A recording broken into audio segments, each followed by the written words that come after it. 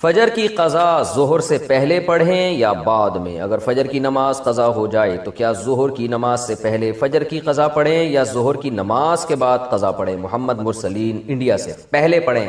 ایک تو فجر قضا کر دی، یہ گناہ، اوپر سے اتنی تاخیر کر رہے ہیں تو گناہ در گناہ ہوگا۔ حدیث میں آتا ہے من نام عن صلاۃ او نسیھا فلیصلیھا اذا ذکرھا فإن ذلک وقتھا۔ صحیح حدیث ہے، آپ صلی اللہ علیہ وسلم نے فرمایا کسی کی آنکھ نہ کھلے نماز میں یا بھول جائے تو جیسے ہی یاد آئے یا جیسے ہی جاگ آئے فوراً نماز پڑھے وہ، اور یہی پھر اس کا وقت ہوگا، تو اس میں تاخیر کرنا ٹھیک عمل نہیں ہے۔ تو ظہر تک بھی ڈیلے نہ کریں اس کو، یہ بھی غلط ہے۔ قضا نمازیں کس طرح پڑھیں؟ قضا نمازیں کس طرح پڑھنی چاہیے؟ کیا ان کی پانچوں نمازیں اکٹھے ایک وقت میں پڑھ سکتے ہیں؟ وحید اللہ خان کوہاٹ سے۔ جی ہاں، ایک وقت میں، ایک دن میں آپ پڑھ سکتے ہیں، ایک ٹائم پہ بھی پڑھ سکتے ہیں۔ 5 نہیں بلکہ وطر کی قضا بھی واجب ہے، تو وطر ملا کے 6 ہو جائیں گی، تو وہ قضا اکٹھی بھی پڑھ سکتے ہیں۔ اور نیت یہ کرنی ہے کہ میرے ذمہ، جیسے فجر آپ پڑھ رہے ہیں تو نیت یہ کریں میرے ذمے فجر کی جتنی نمازیں لازم ہیں ان میں سے میں سب سے پہلی نماز پڑھ رہا ہوں۔ تو دوبارہ جب فجر پڑھیں گے تو بھی یہ نیت کریں گے کہ میرے ذمے فجر کی جتنی نمازیں ان میں سب سے پہلی، اس لیے کہ وہ جو پڑھ چکے ہیں وہ تو ذمے میں رہی نہیں ہے نا، تو اب جو ذمے میں رہ جائیں گی ان میں سب سے پہلی، تو اسی طرح پڑھتے چلے جائیں، وطر بھی اور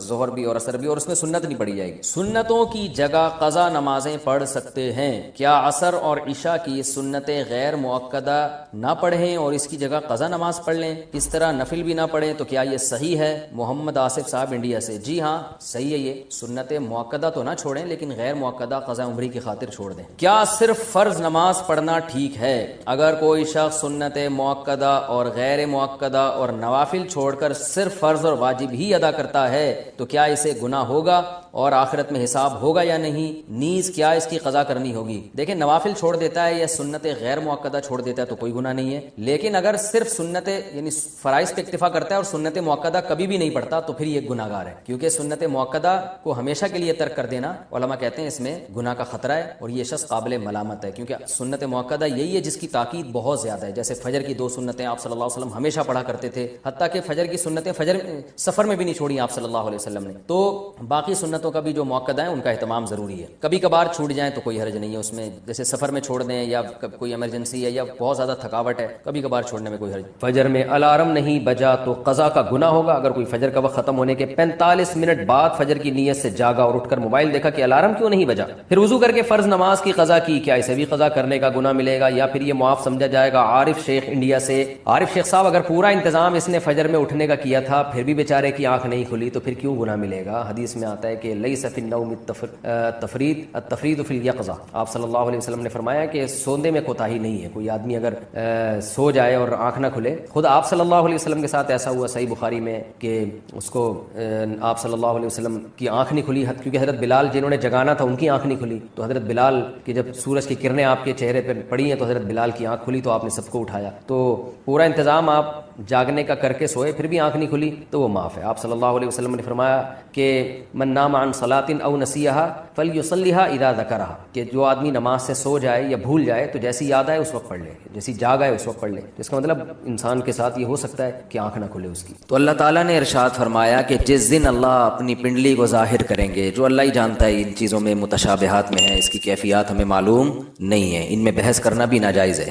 اللہ اپنی تجلی ظاہر کریں گے تو اس میں اتنی اٹریکشن ہوگی، اس میں لوگ ایسے مبہوت ہو جائیں گے کہ سجدے میں گر جائیں گے، اس وقت سجدہ کرنے میں مزہ آئے گا، لذت محسوس ہوگی۔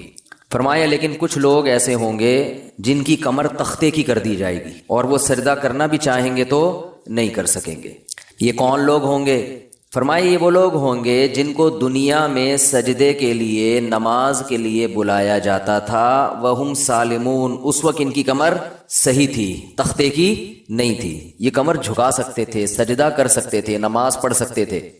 اس سے اندازہ ہوتا ہے کہ اللہ کی نظر میں دنیا میں جب ہمیں سجدے کے لیے بلایا جاتا ہے تو ہم اس کو ہلکا لیتے ہیں، لیکن اللہ کی نظر میں اس کی بہت بڑی قیمت ہے، بہت ویلیو ہے اللہ کی نظر میں اس کی۔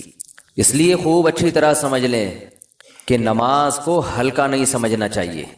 آج ہمیں بے نمازیوں کے بارے میں افسوس نہیں ہوتا، وہ تو پڑھتے ہی نہیں ہیں۔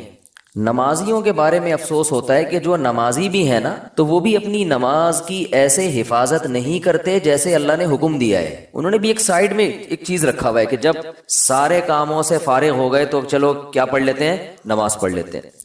یہ جو قرآن میں اللہ نے فرمایا یوم یدع وہم کیا ہے یوم یکشف عن ساق ویدعون الی السجود فلا یستطیعون خاشعۃ ابصارهم ترہقهم، نہیں یہ آیت میں یوم یکشف عن ساق ویدعون الی السجود فلا یستطیعون، آگے کیا ہے؟ خاشعۃ ابصارهم ترہقهم ذلہ وقد كانوا يدعون الى السجود وهم سالمون، فرمایا دنیا میں انہیں سجدے کے لیے بلایا جاتا تھا، تو یہ کب بلایا جاتا ہے؟ اذان۔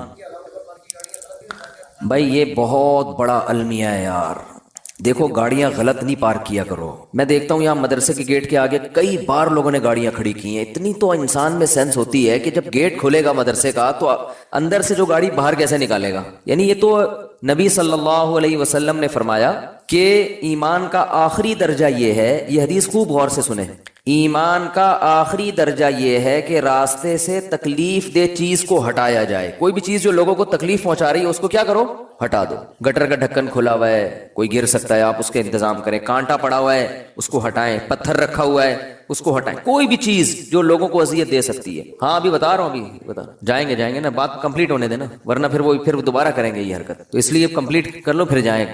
تو راستے میں تکلیف دہ چیز جو نہیں ہٹاتا نا اس کو نبی نے ایمان سے خارج کیا ہے۔ تو سوچو وہ کتنا بڑا گویا کہ کافر ہوگا جو تکلیف دہ چیز راستے میں ڈالتا ہے۔ تو گاڑی غلط پارک کرنا، بائک غلط پارک کرنا، یہ تکلیف دہ چیز ڈالنا ہے کہ نہیں ہے؟ کانٹے سے اتنی تکلیف نہیں ہوتی، لوگ اکثر سنبھل کے ہی چل رہے ہوتے ہیں، لیکن گاڑیاں اس طرح روزانہ میرے ساتھ ایسا ہو رہا ہے روزانہ کہ یہاں آپ گلی میں گاڑی موڑنے کی کوشش کرو نہیں موڑ سکتے، کسی نے کارنر پہ گاڑی ایسے کھڑی ہوگی کہ گاڑی دوسری گاڑی جو آئے گی ٹرن ہی نہیں ہو سکتی، اور یہ دیندار لوگ زیادہ معذرت کے ساتھ کر رہے ہوتے ہیں۔ ہمارے ہاں جو جتنا بے ڈھنگا ہوگا نا اس کو سمجھا جاتا ہے اتنا نیک ہے، جتنا بے ڈھنگا ہوگا نا۔ میں جب گیا نا حضرت مفتی رشید احمد صاحب رحمہ اللہ کے پاس، ان کے شاگردوں کے پاس، تو میرے پاس 125 تھی، میں نے ایک دیوار کے ساتھ لگا دی بائک، تو وہ کہیں جھانک رہے تھے، انہوں نے کہا بالکل چپکاؤ۔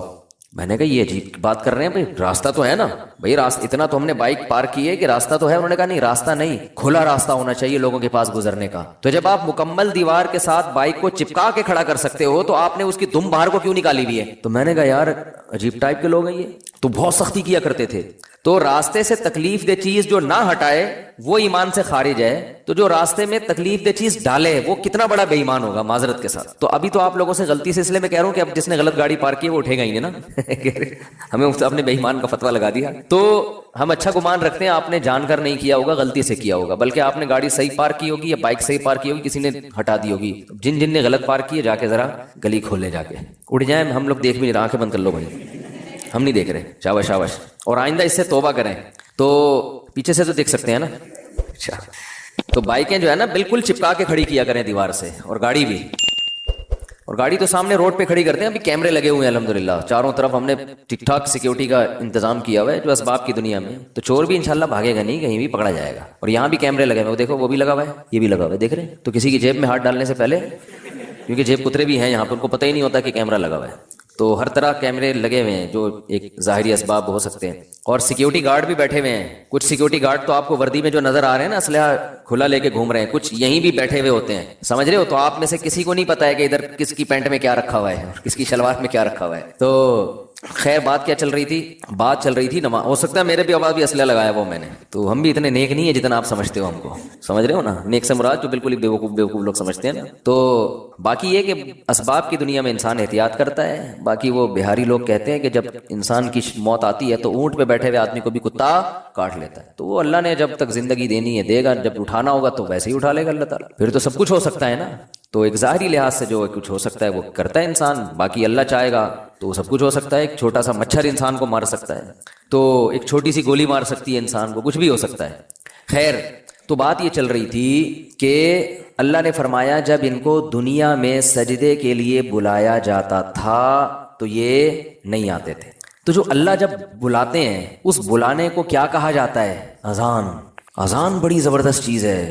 مجھے تو حقیقت بتاؤں، جو میرے جیسا نالائق جو نماز کی ٹوٹی پھوٹی اہمیت اللہ نے ہمارے دل میں پیدا کی نا، وہ اذان کی وجہ سے، کہ اللہ کو نماز سے اتنی محبت ہے، اتنی محبت ہے، اتنی محبت ہے کہ ہر دفعہ پوری تقریر مؤذن سے کہلوائی جاتی ہے۔ دیکھو جب بھی کسی چیز کی طرف آپ لوگوں کو بلاتے ہیں، اگر وہ کام بار بار ہو رہا ہے نا، ایک دفعہ ہوگا تو آپ اناؤنسمنٹ کرتے ہیں، بار بار ہو رہا ہے تو ایک دفعہ کی اناؤنسمنٹ کافی ہوتی ہے۔ ایک دفعہ کی جیسے آپ کی جب جاب لگتی ہے تو آپ کا باس آپ کو ایک دفعہ بتا دیتا ہے کہ بھئی 8 بجے سے ٹائم شروع ہوگا اور شام 4 یا 5 یا 8 بجے تک آپ کی ایک دفعہ اناؤنسمنٹ کیا ہے، بولو نا، کافی ہے، بس بتا دیا، سگنیچر لے لیے کہ بھئی یہ ٹائمنگ ہے. اب یہ 9 بجے عام طور پہ دفتر میں 9 بجے کا ٹائم ہوتا ہے، اور گورنمنٹ کے جو دفتر ہیں 3:30 پونے 4 بجے کا ٹائم ہوتا ہے، اس میں شام کو چھٹی کا ٹائم 4 بجے، پونے 4 بجے حاضری ہوگی اور 4 بجے چھٹی. بعض دفعہ تو آنے کا ٹائم 4 بجے ہوتا ہے، جانے کا صبح 9 بجے ہوتا ہے واپس، یعنی الٹا بھی چل رہا ہوتا ہے، جو پریکٹیکلی ہو رہا ہے نا کہ اس ٹائم پر آئے کہ جب جانے کا ٹائم گزر چکا تھا. ٹھیک ہے نا، 4 بجے جانے کا ٹائم تھا، 5 بجے پہنچ رہے ہیں. تو گورنمنٹ میں اللہ کا شکر ہے بہت ساری ہمارے ہاں سہولتیں ہیں الحمدللہ. تو ابھی بات سے بات نکلتی ہے، چھوڑو اس کو یار، بات تو سجدے کی چل رہی تھی نا. تو اللہ تعالیٰ نے، ہاں میں یہ عرض کر رہا تھا کہ آپ کو ایک دفعہ بتا دیا جاتا ہے بھائی یہ ٹائم ہے، اس پہ آ جانا. اب یہ تو نہیں ہوتا کہ جب 8 بجیں گے یا 9 بجے کا ٹائم آفس میں دیا ہے تو باس آپ کو فون کر کے بتا رہا ہوں آ جاؤ ٹائم ہو گیا ہے. کبھی ہوتا ہے ایسے؟ نہیں ہوتا نا. کیوں نہیں ہوتا؟ ان کو پتا خود آئے گا. اس لیے کہ کیا ملتا ہے سال کے آخر میں؟ روکڑا ملتا ہے. روکڑا ملے گا تو سارے کام ہوں گے، عزت بھی ملے گی، ترقی ہوگی آپ کی. دیکھا جاتا ہے نا پرائیویٹ اداروں میں تو دیکھا جاتا ہے، گورنمنٹ میں دیکھا جانا چاہیے کہ یہ اس کی حاضریاں کتنی ہیں اور کتنا کس نے کام کیا ہے. لہذا ان کو موٹیویٹ کرنے کے لیے آپ کو بار بار اناؤنسمنٹ کی ضرورت نہیں ہے. بار بار اناؤنسمنٹ کی ضرورت، ایک دفعہ اعلان. دوبارہ کریں گے تو آپ ان کو بیوقوف بولو گے، یار بس سر آپ نے بتا دیا نا 9 بجے کا ٹائم ہے، بس کیا ہے بار بار بھونپو لے کے گھر پہنچ جاتے ہو ہیں، لاؤڈ اسپیکر لے کے میرے دروازے پہ کھڑے ہو 9 بج گئے ہیں. یہ جو سحری جگانے والے آتے ہیں نا، مجھے ان سے اسی وجہ سے الرجی ہے. اور بھائی ہمیں پتا ہے یار سب کو جس نے روزہ رکھنا ہے وہ اٹھ جائے گا. اب پھر وہ جو گھومنا شروع کرتے ہیں محلے پڑوس میں، ایک گھر کا نمبر رات 2 بجے آ رہا ہے، دوسرے کا نمبر رات 4 بجے آ رہا ہے. سحری کا ٹائم 4 بجے شروع ہو رہا ہے تو 2 بجے ان کو کیوں اٹھا رہے ہو؟ یہ تو ایک بس عجیب سی ایک حساب کتاب ہے. تو خیر بار بار اناؤنسمنٹ نہیں کی جاتی، بار بار یاد دہانی نہیں کی جاتی. اور اللہ نے بھی باقی عبادتوں میں ایسے ہی کیا. رمضان کے مہینے کے بارے میں قرآن میں 2 آیتیں ہیں. ایک تو ہے فمن شہید منکم الشہر فلیصم. اللہ نے فرمایا ایمان والو تم پر روزے فرض کیے گئے جیسے کہ تم سے پہلی امتوں پہ فرض کیے گئے تھے. وہ فرض ہو گئے نا. دوسری آیت کیا، کب فرض ہوئے؟ شہر رمضان الذی انزل فیہ القرآن. رمضان کا مہینہ ہے. فمن شہید منکم الشہر فلیصم. جو پچھلی آیت میں اللہ نے فرمایا نا کہ روزے فرض ہوئے، تو اگلی میں بتا دیا کون سے مہینے میں؟ رمضان. جو رمضان کا مہینہ پائے اسے چاہیے کہ روزے رکھے. ایک دفعہ اناؤنسمنٹ ہوئی ہے بس، اس کے بعد دوبارہ قرآن میں اناؤنسمنٹ نہیں ہوئی. اور جب رمضان کا مہینہ آتا ہے تو پھر اسلام میں حکم بھی نہیں ہے کہ یاد دلاؤ. مؤذن کو حکم کے تمام حضرات سے گزارش ہے کہ رمضان کا مہینہ آ گیا ہے اور اللہ کی طرف سے اعلان ہے کہ اس مہینے میں سب روزے رکھو. کوئی اللہ کی طرف سے ایسی اناؤنسمنٹ ہوتی ہے؟ بھائی مسجد کے امام اپنی ذمہ داری پہ کسی کو یاد دلاتے ہیں روزہ رکھو، ترغیب دیں، وہ ان کا کام ہے. اللہ نے کوئی لگے بندے الفاظ نازل نہیں کیے. لہذا مسجد کا امام یاد نہ بھی دلائے تو بھی کوئی گناہ گار نہیں ہے. اللہ کہتے ہیں میں نے قرآن میں جب بیان کر دیا نا بس صحیح ہے، سن لیا ان لوگوں نے، کافی ہے. حج کے بارے میں ایک آیت ہے قرآن میں جس میں فرضیت کا ذکر ہے. وَلِلَّهِ عَلَى النَّاسِ حِجُّ الْبَيْتِ مَنِ اسْتَطَاعَ إِلَيْهِ سَبِيلًا. اللہ کے لیے لوگوں پر لازم ہے کہ وہ بیت اللہ کا حج کریں جو وہاں جانے کی استطاعت رکھتے ہوں. ومن کفرا، جو استطاعت کے باوجود نہیں جائے گا، فإن اللہ غنی عن العالمین، اللہ کو اس کی پرواہ نہیں. ایک آیت جس سے فرضیت ہے، دوسری آیت نہیں ہے. یہ تو ہے کہ ابراہیم علیہ السلام نے یوں کہا تھا، حج کے لوگوں کو کہا تھا کہ حج کرو. اللہ کا جو اپنا آرڈر ہے نا، جو اللہ کے اپنے کلام میں آرڈر ہے وہ ایک ہی ہے جہاں تک مجھے یاد پڑتا ہے. لیکن نماز ایک تو قرآن میں جگہ جگہ بھر دی اللہ نے نماز کو. جہاں ایمان والوں کی صفات نماز پڑھتے ہیں. قرآن شروع کہاں سے ہو رہا ہے؟ الذین یقیمون الصلاۃ ومما رزقناہم ینفقون. ایمان والوں کا عقیدہ صحیح ہوتا ہے اور عمل میں کیا؟ نماز قائم کرتے ہیں. جہاں عمل کی بات آئے گی نا نماز، جہاں جنتیوں کی صفات آئیں گی نماز اور زکات. زکات بھی ہے ساتھ ساتھ، وہ کیوں ہے پھر کسی اور موقع پر بیان کروں گا انشاءاللہ. سب سے پہلے نماز پھر زکات، سب سے پہلے نماز پھر اللہ کی راہ میں خرچ. یعنی زکات یا اللہ کی راہ میں خرچ مختلف عنوانات سے، کہ نماز بھی پڑھتے ہیں اور خرچ بھی کرتے ہیں، دونوں کام چلتے رہتے ہیں ان کے. اس سے پتہ چلتا ہے کنجوس نمازی اللہ کو پسند نہیں ہے. یعنی نماز کے ساتھ سخاوت بھی ہے. تو لیکن نماز کو پہلے درجے پہ رکھا گیا ہے. وجہ کیا ہے اس کی؟ اتنا فوکس کیوں کیا جا رہا ہے؟ اتنا زیادہ اس کو ہائی لائٹ کیوں کیا جا رہا ہے؟ پھر چلو اللہ نے قرآن میں درجنوں جگہوں پر کہہ دیا نماز پڑھو، بار بار کہہ دیا نماز پڑھو نماز پڑھو. اتنا کہا ہے کہ اس سے زیادہ کوئی حکم قرآن میں ملتا ہی نہیں ہے. چلو اتنا زیادہ کہہ دیا، اب تو بار بار اناؤنسمنٹ کی ضرورت اور بھی نہیں ہے نا. اب تو بالکل ہی ضرورت نہیں ہے. دیکھو آپ کے باس نے آپ کو بلایا دفتر اور آپ سے کہا کہ 9 بجے آپ نے پہنچنا ہے. ایک دفعہ کہہ دیا. اس کے بعد پھر آپ کو کہا میں دوبارہ کہہ رہا ہوں 9 بجے آپ کی ٹائمنگ شروع ہو جاتی ہے. سمجھ میں آ گئی بات؟ آپ نے کہا آگے. پھر تیسرے بار کہہ رہا ہے میں بتاؤں کتنے بجے ٹائم ہے آپ کا؟ 9 بجے. 10 دفعہ جب کہہ دے گا نا 9 بجے، اب جب 9 بجیں گے تو آپ کو یاد نہیں دلائے گا. وہ کہے گا میں نے 10 دفعہ اسی لیے کہہ دیا تھا کہ دوبارہ مجھے یاد دلانے کی ضرورت نہ پڑے. اب آپ اگلے دن لیٹ ہو رہے ہو، 11 بجے پہنچ رہے ہو، تو وہ کہہ رہا ہے، وہ کہے گا کہ آپ کیوں لیٹ آ رہے ہو؟ آپ کو سر آپ نے 9 بجے مجھے یاد نہیں دلایا. وہ کیا کہے گا باس کہ بھائی جو پہلے دن میں نے 10 دفعہ کہا تھا نا 9 بجے، وہ اسی لیے کہا تھا کہ ایک دفعہ کہنا کافی تھا، مگر 10 دفعہ اس لیے ریپیٹ کیا تھا کہ دوبارہ یاد دلانے کی ضرورت نہ پڑے. آپ یہ نہ کہو کہ میں بھول گیا تھا. بہت مشکل ہے سمجھانا، بہت مشکل ہے. تو جب اللہ نے نماز کو سینکڑوں دفعہ ریپیٹ کیا قرآن میں، تو اب تو ہر وقت یاد دلانے کی بالکل بھی ضرورت نہیں تھی. کمال ہے بھائی، اللہ نے کیا فرمایا کہ اتنا یاد دلاؤ کہ پیدائش سے لے کے موت تک اذان ہی سنتا رہیے بیٹھ کے.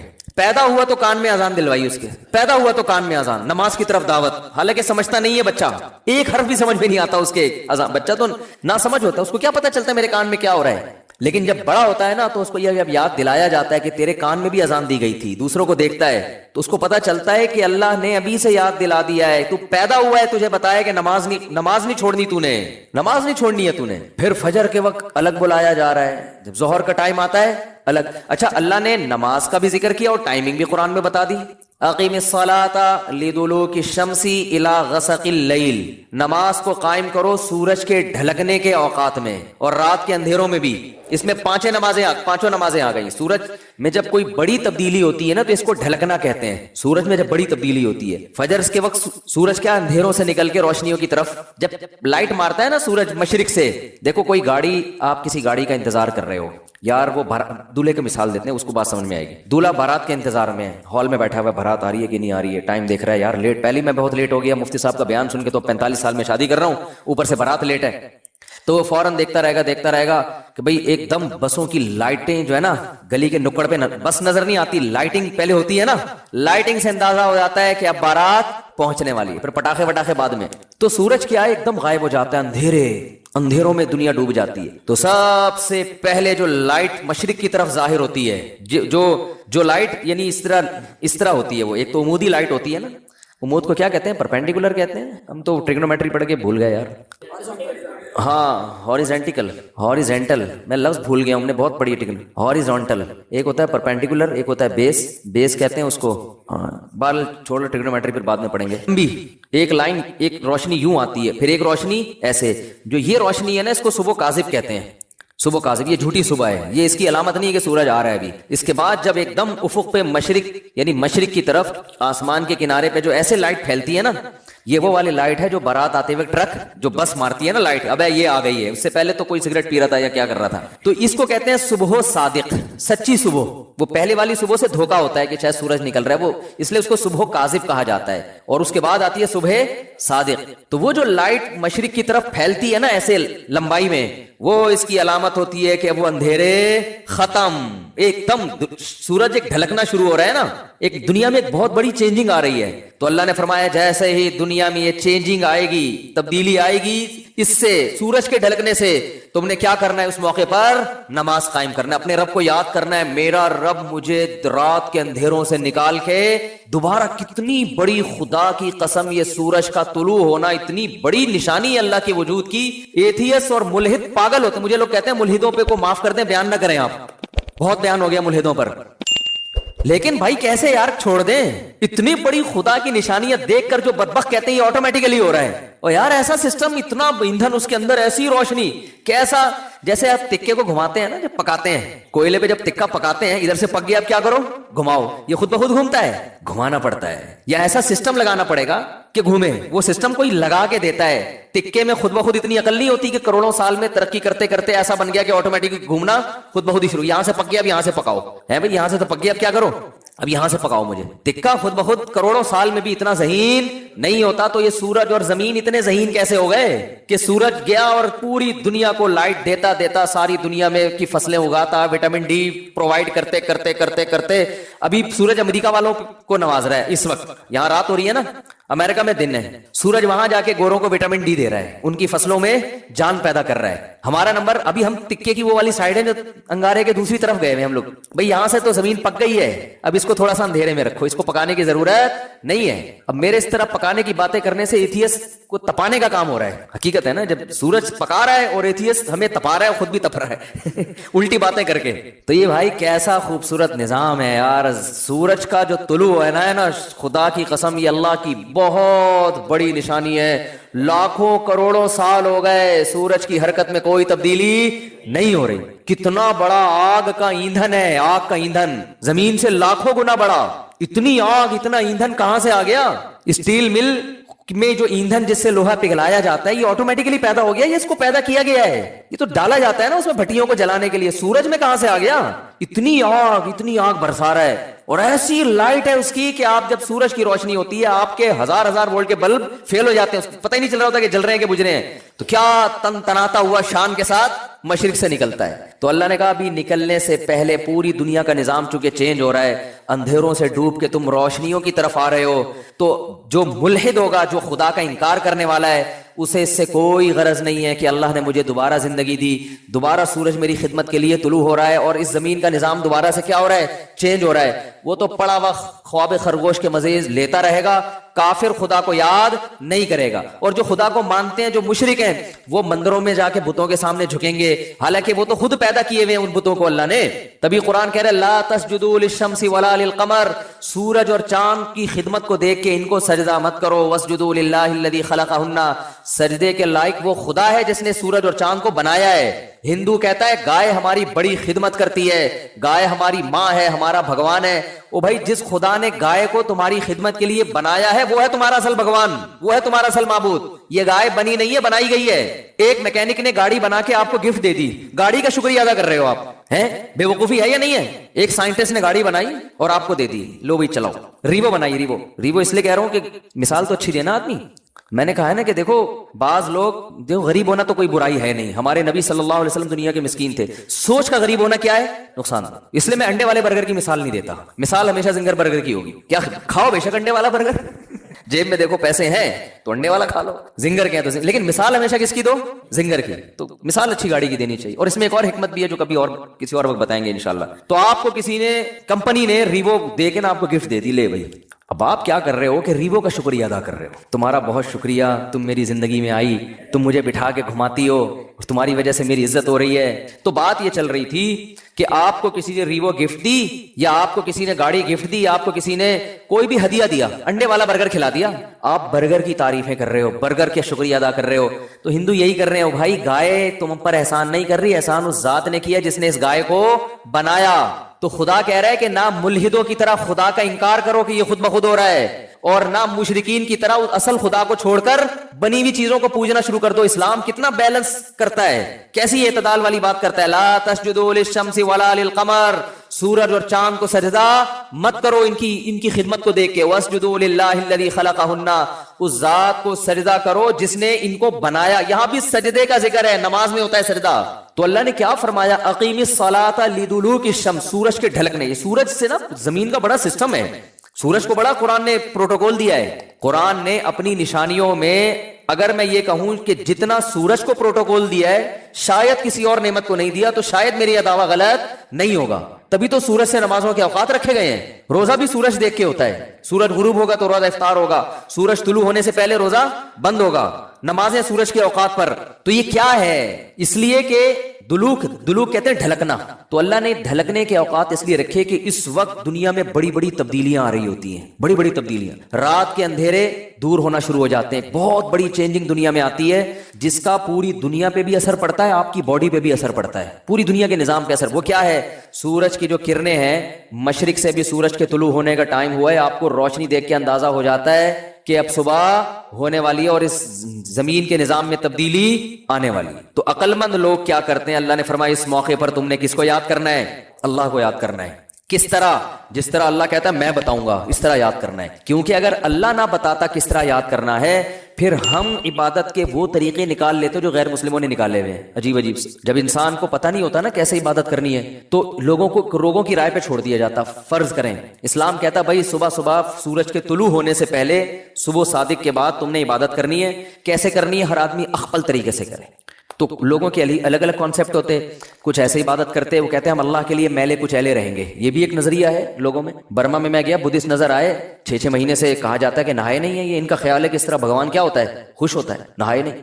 کچھ ایسا کرتے کہ ننگ دھڑنگ رہنے کو عبادت سمجھتے. یہ بھی آپ کو بعض مذاہب میں ملے گا. وہ کہتے ہیں ہم تو برہنہ پیدا ہوئے تھے بھائی. یہ لباس تو نیچر کے خلاف ہے. وہ بھی کچھ دن پہلے میں نے فیس بک پہ ایک انٹرویو دیکھا. شکر ہے وہ آگے میز لگائی ہوئی تھی. انہوں نے انٹرویو کے دوران انہوں نے یہ عقل بندی کی وہ ایک برہنہ بیٹھا ہوا ہے بالکل ہی لباس لیس. تو اس سے پوچھنے کہ اس تکلف کی ضرورت کیا تھی آپ کو؟ تو کہہ رہے ہم تو انسان کیا ہے پیدا کیسے ہوا ہے برہنہ. تو نیچر یہی ہے کہ لباس وباس نہیں ہونا چاہیے. نیچے لوگوں نے طبیعت سے گالیاں دی نا کہ اس کی کوئی ماں بہن نہیں ہے گھر میں.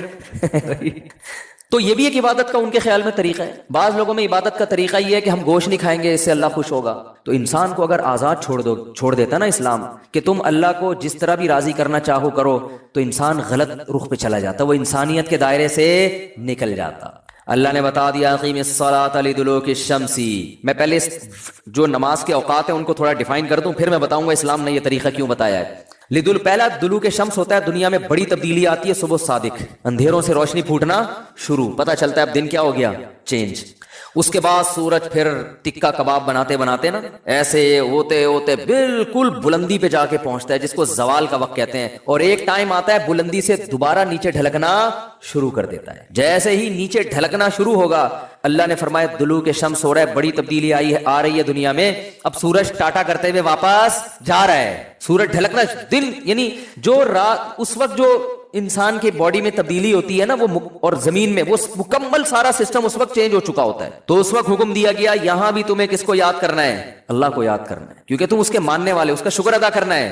اس کے بعد پھر دوبارہ بڑی چینجنگ کب ہوتی ہے؟ عصر کے ٹائم پہ. امام حنیفہ بہت ذہین تھے خدا کی قسم. جو امام ابو حنیفہ کا رحمہ اللہ کا فقہ غور سے پڑھے گا نا اسے لگے گا امام صاحب کوئی چھوٹی موٹی چیز نہیں تھے. حدیث میں ہمیں نماز کے بارے میں عصر کے بارے میں مثل اول بھی ملتا ہے مثل ثانی بھی ملتا ہے. بخاری مسلم کی حدیثوں سے ہمیں پتہ چلتا ہے کہ جس ٹائم پہ ہمارے جو اہل حدیث حضرات عصر کی نماز پڑھتے ہیں نا اس کا بھی ثبوت حدیث سے ہمیں ملتا ہے. اور یہی ٹائم امام شافعی کا بھی ہے جو عصر بہت جلدی پڑھی جاتی ہے. پورے سعودیہ میں آپ نے دیکھا ہوگا بہت جلدی عصر پڑھ لیتے ہیں وہ. لیکن امام حنیفہ کی رائے یہ کہ دیر سے پڑھی جائے جب ہر چیز کا سایہ دگنا ہو جائے. کتنا ہو جائے؟ دگنا. اب بہت سے حضرات کہتے ہیں امام حنیفہ نے اس حدیث کی مخالفت کر دی جس میں جلدی پڑھنے کا ہے. تو امام حنیفہ نے دونوں حدیثوں میں اس حدیث کو لیا جو قرآن کے زیادہ قریب ہے. کیونکہ سورج کا جو ڈھلکنا ہے نا بڑی چینجنگ یہ مثل اول پہ نہیں ہوتی مثل ثانی پہ ہوتی ہے. یعنی جب ہر چیز کا سایہ آپ نے 1 فٹ کا اسکیل رکھا زمین پہ جب اس اسکیل کا سایہ اتنا ہو جائے. دیکھیں جب سورج بالکل اوپر ہوتا ہے اس بات کو ذرا ٹیکنیکل طریقے سے سمجھیں. سورج بالکل سر پہ ہوتا ہے تو ہر چیز کا سایہ 0 ہو جاتا ہے. کتنا ہو جاتا ہے؟ اگر آپ خط استوا پر ہو ایکویٹر پہ ہو نا تو سورج جب بالکل آپ کے سر پہ ہوگا تو 1 فٹ اسکیل اگر ہے اس کا سایہ کتنا ہوگا؟ 0 کیونکہ بالکل اوپر ہے نا. اب جب ذرا سا ڈھلکے گا تو جیسے ہی تھوڑا سا ڈھلکا ہے ظہر شروع. اس پر پوری امت کا اتفاق ہے. پھر ڈھلکتے ڈھلکتے جب اس چیز کا سایہ اتنا ہو جائے جتنی وہ چیز ہے یعنی 1 فٹ چیز کا سایہ 1 فٹ ہو جائے تو جمہور علماء کہتے ہیں عصر کا ٹائم شروع ہو گیا. اور بخاری کی حدیث بھی ہے اس پر. لیکن بخاری ہی کی دوسری حدیث سے پتہ چلتا ہے کہ ایسا نہیں ہے. بخاری مسلم کی چونکہ ابھی میرا یہ ٹاپک نہیں ہے اس لیے میں حدیثیں پیش نہیں کر رہا ورنہ پورا وہ ٹاپک اختلافی مسئلے پہ چلا جائے گا. اس سے پتہ چلتا ہے کہ نہیں ابھی عصر کا ٹائم شروع نہیں ہوا بلکہ ہر چیز کا سایہ جب دگنا ہو جائے گا 1 فٹ کی چیز ہے اس کا سایہ کتنا ہو جائے 2 فٹ تو عصر کا ٹائم شروع ہوتا ہے. اس وقت عصر کا ٹائم شروع. یہ امام ابو حنیفہ کا قول ہے راجح قول کہ بہتر یہ ہے افضل یہ ہے کہ عصر کی نماز اس وقت پڑھی جائے. اس سے پہلے پڑھنا فتویٰ اس طرح کہ جائز تو ہے مگر بہتر نہیں ہے. تبھی ہمارے ہاں ہندوستان پاکستان میں دیر سے اثر ہوتی ہے. عرب کنٹریز میں چونکہ فقہ حنبلی کو فالو کرتے ہیں نا شافعی اور حنبلی وہ جلدی اہل حدیث بھی جلدی پڑھتے ہیں. لیکن قرآن میں اگر آپ غور کرو گے تو قرآن سورج کے ڈھلکنے پر اور یعنی کوئی بڑا تغیر ہونا چاہیے زمین میں تو وہ جو بڑی چینجنگ ہے نا اس وقت نہیں ہوتی جب ہر چیز کا سایہ 1 مثل ہو بلکہ وہ اس وقت ہوتی ہے جب ہر چیز کا سایہ کیا ہو 2 مثل. اس وقت ٹائم بہت چینج ہو چکا ہوتا ہے. جب ہر چیز کا سایہ 1 مثل ہوتا ہے تو ٹائم میں چینجنگ نہیں ہوتی. یعنی ایک عام آدمی سے آپ پوچھیں گے تو وہ ٹائم بتا بھی نہیں سکتا, یعنی وہ اندازہ بھی نہیں لگا سکتا کہ یہ ظہر ختم ہوئی ہے یا اثر شروع ہوئی ہے کہ نہیں ہوئی ہے. جبکہ جو اثر, جب سورج میں تپش بالکل کم ہو جاتی ہے سورج کی, اس وقت کائنات میں بڑی تبدیلی ہو چکی ہوتی ہے. تو امام صاحب کی دلیل یہ ہے کہ اس کائنات میں جب بڑی چینجنگ ہوگی سورج کی حرکت کی وجہ سے, تو نماز کا ٹائم, کسی نہ کسی نماز کا ٹائم آ رہا ہوگا. تو وہ چینجنگ مثل اول پہ نہیں ہوتی بلکہ مثل ثانی پہ ہوتی ہے. اور ایک اور بھی حدیث ہے امام حنیفہ کی دلیل, بخاری مسلم کی بات چل پڑی ہے, لوگ کیونکہ کلپ بنا کے مارکیٹ میں چلا دیتے ہیں نا, پھر ادھوری دلیل آتی ہے. حدیث میں آتا ہے آپ صلی اللہ علیہ وسلم نے فرمایا, بخاری مسلم کی حدیث ہے, کہ میری اور پچھلی امتوں کی مثال اس مزدور کی ہے کہ ایک مزدور نے فجر سے لے کے ظہر تک کام کیا, اجر 1 قرات ملا. ایک نے ظہر سے لے کے عصر تک کام کیا, اجر 1 قرات ملا. اور ایک نے عصر سے لے کے مغرب تک کام کیا, اجر 2 قرات ملا. تو آپ نے فرمایا کہ عملا قلیلا و اجر کثیرا, جو فجر سے لے کے ظہر تک کام کر رہا ہے بہت زیادہ کام کرے گا, مگر اجر کتنا؟ 1 قرات. جو ظہر سے لے کے عصر تک کام کر رہا ہے عمل حدیث کے مطابق بہت زیادہ کر رہا ہے, اجر کتنا مل رہا ہے؟ 1 قرات. لیکن آپ نے فرمایا جو عصر سے مغرب کر رہا ہے, عملا کثیرا عملا قلیلا, عمل بہت تھوڑا کیا, اور اجیرا کثیرن, اجر زیادہ ملا. یہ حدیث کے الفاظ ہیں. تو پچھلی امتیں کیا ہیں؟ یہود و نصارہ. یہودیوں نے فجر سے لے کے ظہر تک عمل کیا, عمل 1 روپیہ ملے گا ان کو, ایک مثال دے رہا ہوں روپے سے. عیسائی نے بھی بہت لمبا عمل کیا, ظہر سے عصر تک عمل, ثواب کتنا مل رہا ہے؟ 1 روپیہ. اس امت نے بہت تھوڑی دیر عمل کیا مگر اجر کیا مل رہا ہے؟ دگنا. تو یہود و نصارہ اللہ سے کہیں گے اللہ ہم عمل زیادہ کر رہے ہیں اجر کم, یہ عمل کم کر رہے ہیں اجر زیادہ. تو اللہ فرمائیں گے کہ میں تم پہ ظلم نہیں کر رہا, تمہیں تمہارے عمل کا پورا بدلہ دے رہا ہوں. اس امت کو تھوڑے عمل پہ جو میں اضافی دے رہا ہوں تو یہ میری مرضی ہے, یہ میرا فضل ہے. بھائی ایک مزدور سے 1 گھنٹہ گڑا کھدوائیں, اجرت طے ہوئی 100 روپے, وہ دے دیا آپ نے. اس سے آدھا گھنٹہ گڑا کھدوا کے اجرت طے 100 تھی, لیکن آپ نے 500 روپے پکڑا دیے, تو 100 والا اعتراض تھوڑی کرے گا. آپ کہیں گے بھائی تمہیں تو پوری اجرت مل گئی نا, اب یہ ہماری اس سے تعلقات ہیں, ہم نے اس کو ڈبل دے دیا. تو یہ مثال فٹ بیٹھ ہی نہیں سکتی کہ اگر ہم عصر کو مثل اول پہ پڑھیں گے, کیونکہ پھر ظہر اور عصر کا جو فاصلہ ہے وہ اور عصر اور مغرب کا فاصلہ تقریباً برابر ہو جائیں گے. نہیں آ رہی بات سمجھ میں؟ اس سے پتہ چلتا ہے عصر اور مغرب کا فاصلہ کم ہے اور ظہر اور عصر کا زیادہ ہے. تو یہ حنفیہ جو امام ابو حنیفہ جو ٹائم بتاتے ہیں نا عصر کا, اس ٹائم پر تو یہ مثال فٹ بیٹھتی ہے. اور جو جمہور کا مسلک ہے کہ جلدی پڑھنا, اگر اس میں عصر کو اصل وقت مانا جائے تو اس پہ یہ مثال فٹ بیٹھتی نہیں ہے, کیونکہ اس میں ظہر عصر اور عصر مغرب کا فاصلہ تقریباً برابر ہو جائے گا, یہ مثال ہی نہیں منطبق ہوتی. تو اس لیے 1-2 حدیثیں سن کے مجتہدین سے بدگمان مت ہوا کرو اور فنڈر بننے کی کوشش مت کیا کرو کہ حدیث بھی پیش کی, حدیث نمبر بھی پیش کر دیا, حوالہ بھی پیش کر دیا, اب کیا رہ گیا سوائے اندھی تقلید کے. او بھائی اندھی تقلید نہیں ہے, یہ تقلید اعلی وجہ البصیرہ ہے. جس امام کو ہم فالو کر رہے ہیں نا وہ چھوٹا موٹا امام نہیں ہے, وہ بہت ذہین ہے, اور وہ سب سے پہلے قرآن کو فوکس کرتے ہیں. اور قرآن سے بھی پتہ چلتا ہے کہ سورج کے ڈھلکنے میں جو اوقات میں بڑی تبدیلی آنی چاہیے, بڑی تبدیلی مثل اول پہ نہیں ہوتی بلکہ مثل ثانی پہ ہوتی ہے. دیکھو نا, صبح صادق کے وقت بہت بڑی تبدیلی ہوئی ہے نا, اندھیرا ختم ہو رہا ہے, سورج نکلنے والا ہے. ظہر کے وقت بہت بڑی تبدیلی ہوئی ہے, سورج بالکل فل تماتم چمک رہا ہے, ٹھیک ہے نا. مغرب کے وقت بھی بڑی تبدیلی ہوئی ہے, ایک دم کیا ہو گیا, پورا سورج ہی مارکیٹ سے شارٹ ہو گیا, لیکن ابھی روشنی اس کی باقی ہے افق میں. عشاء میں کیا ہے, وہ روشنی بھی ختم, سورج اپنے تمام تر لوازمات کے ساتھ مارکیٹ سے شارٹ ہو گیا ہے. یہ بڑی تبدیلی ہے, یعنی جو اس کے لوازمات تھے, روشنی کی کرنیں باقی تھی, وہ بھی ختم. تو عصر میں بھی بڑی تبدیلی ہے کہ جو سورج میں تپش تھی نا, تیزی, وہ تیزی سورج میں کیا ہو گئی ہے, ختم ہو گئی ہے. تو وہ جب دیر سے اثر ہوگی تو اس میں ہوتی ہے, ہاں اتنی دیر نہ ہو کہ مکروہ وقت شروع ہو جائے. تو خیر یہ تو درمیان میں غریبی میں بات آ گئی. تو میں یہ عرض کر رہا تھا کہ اللہ نے جب سورج ڈھلکنا شروع ہوتا ہے, اللہ نے کیا کہا, آؤ نماز کو قائم کرو. پھر جب عصر کا وقت آتا ہے, یہ بھی دلوک شمس ہو رہا ہے, آؤ کیا کرو, نماز کو قائم کرو. تو اللہ تعالیٰ نے خود عبادت کا طریقہ بتا دیا, کیونکہ اگر اخپل طریقے سے اس وقت ہم اللہ کو راضی کرنے کی کوشش کرتے, اخپل طریقے سے, کیا ہو گیا بھائی, ویڈیو نہ بنائیں, ٹھیک ہے نا, وہ کچھ مسائل ہیں اس کی وجہ سے, ٹھیک ہے, ناراض نہیں ہونا. تو اخپل طریقے سے اگر ہمیں حکم دے دیا جاتا ہے نا, تو دیکھو پوری دنیا میں جو لوگ اخپل طریقے سے عبادت کر رہے ہیں ان کا حال کیا ہے. عیسائیوں نے تبدیلی کی, چرچ میں جا کے انہوں نے حضرت عیسیٰ نے جو نماز کا طریقہ بتایا تھا اس کو کیا کر دیا, اجتہاد کر کے نا, جیسے ہمارے پروفیسر غامدی صاحب نے رمضان کے روزے میں یوں کر لیا, امتحان کی وجہ سے چھوڑ سکتے ہو, ایسا اجتہاد جس کے پیچھے کوئی نص نہیں ہے, کوئی قرآن آیت یا حدیث, کوئی اصل نہیں ہے کوئی, تو ایسے پھر یہ بھی ٹھیک ہے. اور بعض لوگوں نے سنتوں کو مارکیٹ سے کیا کر دیا, ایک مشہور زمانہ ہے, وہ کہتے ہیں سنت موقدہ کچھ ہوتا ہی نہیں ہے, مشہور ہیں, وہ آتے رہتے ہیں, نام لینے کی ضرورت نہیں ہے. انہوں نے کہا سنت موقدہ ہے ہی نہیں, اور اس پہ حدیث پیش کی کہ ایک صحابی سے نبی نے پوچھا, انہوں نے کہا کہ یا رسول اللہ میں 5 وقت نماز پڑھوں گا اور یہ چند مخصوص عبادتیں کروں گا. آپ نے فرمایا جس کو جنتی دیکھنا ہو وہ ان کو دیکھ لے, تو اس میں تو سنتوں کا ذکر نہیں ہے. یہ حدیث پیش کی انہوں نے. تو مجھے وہ سامنے بیٹھنے کے لیے چونکہ تیار نہیں ہوتے, کسی دن سامنے حاضری ہوگی تو میں ان سے کہوں گا کہ فجر میں اگر کوئی شخص روزانہ 2 رکعتوں میں قل واللہ احد پڑھ لیتا ہے، لمبی رکعت نہیں پڑھتا، آپ کے امام جب نماز پڑھاتے ہیں سورہ فاتحہ پڑھیں، قل واللہ احد پڑھیں، رکوع میں چلے جائیں، روزانہ فجر ایسے پڑھیں، تو یہ کیا ہے؟ گناہ ہے، ثواب ہے، جائز ہے؟ تو ظاہر ایک آدمی کہے گا اس کی اجازت، بولو بھائی فجر میں امام صاحب اگر پہلی رکعت میں قل واللہ پڑھیں، دوسری میں بھی کیا پڑھیں؟ قل واللہ پڑھیں، اتنی مختصر نماز پڑھیں، اس کی امام کو اجازت نہیں دی جائے گی۔ کیوں؟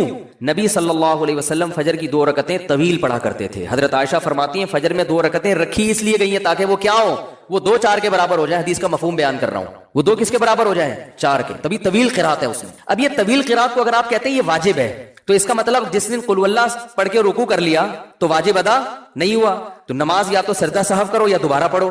آپ اس کے بھی قائل؟ بولتے کیوں نہیں ہے، کیونکہ فرض قرات تو ہو گئی نا، قل واللہ پڑھنے سے بھی ہو جاتی ہے۔ ایسی چیز کو جو واجب تو نہیں ہے لیکن پھر بھی پراپر کرنا ہے، اس کو فقہا نے سنت مؤکدہ سے تعبیر کیا ہے کہ وہ فرض واجب کے درجے میں نہیں ہے لیکن اس کو چھوڑنے کی بھی اجازت نہیں ہے، کبھی کبھار چھوڑ دے تو الگ بات ہے، پابندی کرنی پڑے گی اس کی۔ تو ایسے اس کے لیے فقہا نے ایک ٹرم ایجاد کی ہے، اصطلاح نکالی ہے کہ یہ عام سنت نہیں ہے کہ کرو تو کرو، نہیں کرو تو نہیں کرو، بلکہ یہ سنت مؤکدہ ہے۔ تو سنت مؤکدہ کے تو آپ خود قائل ہے، اگرچہ اس لفظ کے قائل نہیں ہے۔ اگر آپ یہ کہتے ہو کہ سنت مؤکدہ کچھ بھی نہیں ہوتا، بس فرض واجب ہی ہوتا ہے، فرض ہی ہوتا ہے اور کچھ بھی نہیں ہوتا، یہ تو واجب کا بھی انکار کرتے ہیں، یہ کچھ بھی نہیں ہوتا، تو میں کہتا ہوں امام روزانہ پہلی رکعت میں بھی قل واللہ پڑھے، دوسری میں بھی قل واللہ پڑھے، اور پھر آپ روزانہ اتنی مختصر نماز پڑھا کے مارکیٹ سے شارٹ ہو جائے تو پھر آپ اس کو بھی یہ حدیث سناؤ، آپ اس کو بولو کہ بھائی فجر میں تو لمبی قرات کرنا سنت ہے، آپ کیوں اس سنت کو چھوڑ رہے ہو؟ وہ یہ جواب دے گا سنت ہے نا، فرض تو نہیں ہے نا، کیا ہو گیا بھائی؟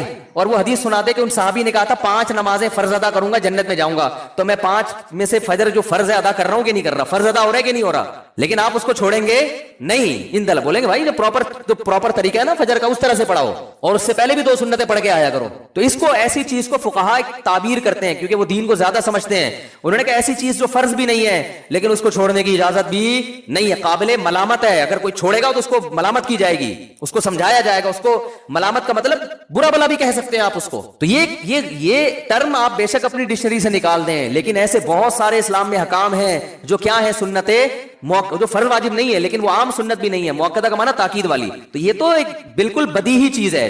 تو اسی طرح جو ظہر سے پہلے کی 4 سنتیں، ظہر کے بعد کی 2 سنتیں، فجر سے پہلے کی 2 سنتیں، مغرب کے بعد کی 2 سنتیں، یہ بھی عام سنتوں کی طرح نہیں ہے کہ آپ کہتے ہیں سنتیں ونتیں کچھ بھی نہیں ہوتی، فرائض ہیں، ٹھیک ہے یہ فرض نہیں ہے لیکن ایسی بھی نہیں ہے کہ آپ ان کو چھوڑ دیں، اگر چھوڑیں گے تو قابل ملامت ہوں گے آپ، کبھی کبھار چھوڑ دے تو ایک الگ بات ہے، جیسے کبھی آدمی سفر میں فجر کی 2 مختصر پڑھ لیتا ہے، امام صاحب کو جلدی ہے بھائی آج مجھے جانا ہے میں قل واللہ پڑھ کے رکوع کروں گا، جس نے پڑھنی ہے پڑھے، نہیں پڑھنی کبھی کبھار ٹھیک ہے، پابندی نہیں کر سکتے آپ اس کی، تو تبھی کہتا ہوں اٹھا کر پھینک دو باہر گلی میں، نئی تہذیب کے انڈے ہیں گندے۔ اسلام بہت پرانا جو چلا آ رہا ہے نا فقہا سے، انہی سے سیکھنے کی کوشش کرو، نئی چیزوں سے متاثر ہونے کی بالکل بھی ضرورت نہیں ہے۔ حدیثوں کے لیبل ان کو نمبر یاد ہوتے ہیں بس، حدیث کی روح ان کو پتہ نہیں ہوتی۔